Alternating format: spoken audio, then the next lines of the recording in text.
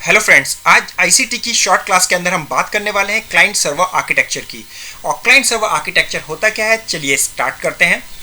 देखिए, client server architecture एक network based architecture होता है। यहाँ पर आपके पास कई सारे क्लाइंट्स हो सकते हैं, एक या एक से ज़्यादा कंप्यूटर्स हो सकते हैं जो कि क्लाइंट के तौर पे काम करेंगे, और इन सारे कंप्यूटर्स पे किया जाने वाला काम एक सर्वर पर स्टोर किया जाता है।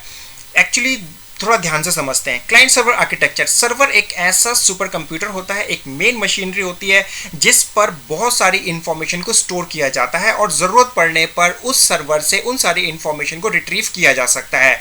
अब ये जो इस डेटा को स्टोर कौन करेगा? डेटा को स्टोर करने के लिए बेसिकली क्लाइंट ही वर्क करते हैं, और डेटा को एक्सेस करने वाले लोग भी क्लाइंट ही होते हैं। यानी समझ लीजिए कि जैसे एक ऑफिस है, एक ऑफिस के अंदर 10 लोग अगर काम कर रहे हैं कंप्यूटर पर, और वो उन 10 करे हुए कामों को आपके एक मेन सर्वर, एक कंप्यूटर पर डाल रहे हैं, तो आप कह सकते हैं कि 10 लोग यहाँ पर आपके क्लाइंट हैं जो अपने किए हुए किसी भी काम को सर्वर पर यानी मेन कंप्यूटर पर स्टोर कर रहे हैं। तो जिस कंप्यूटर पे या जिस मेन कंप्यूटर पे डेटा को स्टोर किया जा रहा है वो सर्वर कहलाएगा, और जो 10 लोग काम कर रहे हैं वो क्लाइंट कहलाएंगे।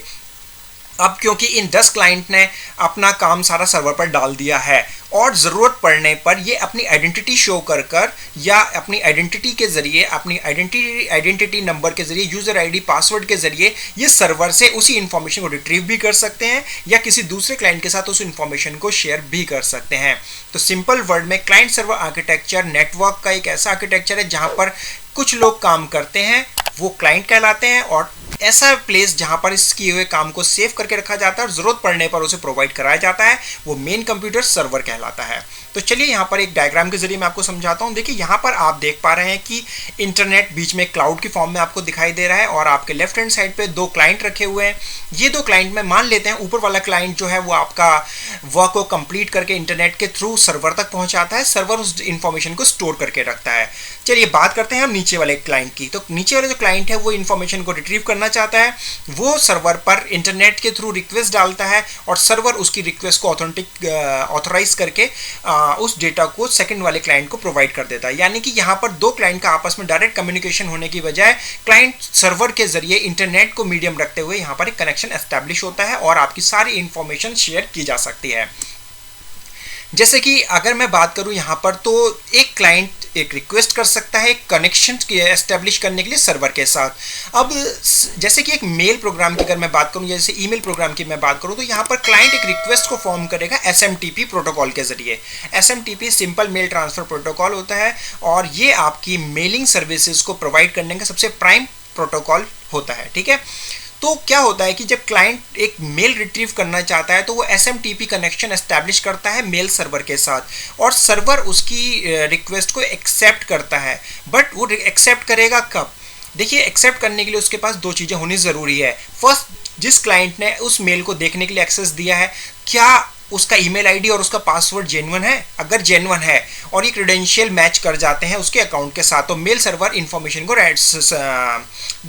रिटर्न कर देगा, यानी कि उसकी फुलफिल कर देगा रिक्वेस्ट को। बट अगर ये चीज़ें नहीं मिलती हैं तो वो इस रिक्वेस्ट को कैंसिल भी कर सकता है। तो नॉर्मली अगर देखा जाए तो क्लाइंट और सर्वर, यानी क्लाइंट रिक्वेस्ट देने वाला होता है और सर्वर रिक्वेस्ट को अप्रूव करने वाला होता है, और इन दोनों ही केसेस के अंदर, इन दोनों ही टर्म्स में आपकी इन्फॉर्मेशन ट्रैवल करती है। अब ये information travel client to server भी कर सकती है और सर्वर टू क्लाइंट भी कर सकती है। ओके, तो चलिए आज की क्लास के अंदर बस इतना ही। और अगर आपको मेरी ये इन्फॉर्मेशन अच्छी लगती है, समझ में आ रही है, तो प्लीज़ आप मेरे इस वीडियो को, चैनल को सब्सक्राइब कीजिए, वीडियो को लाइक कीजिए और कमेंट में मुझे बताइए। और मैंने आप लोगों के लिए वेब डिज़ाइनिंग का सबसे पहला एप्लीकेशन, जिसे HTML5 कहते हैं, मैंने Udemy प्लेटफॉर्म पर लॉन्च किया है।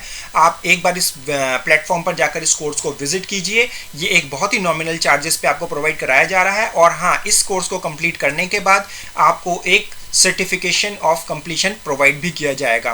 तो आप एक बार इस कोर्स को विजिट कीजिए और फिर मुझे आप बताइए कि आपको ये कोर्स कैसा लगता है। तो चलिए आज की क्लास में बस इतना ही। नेक्स्ट क्लास में मैं आपसे जल्दी मिलता हूँ, तब तक के लिए बाय।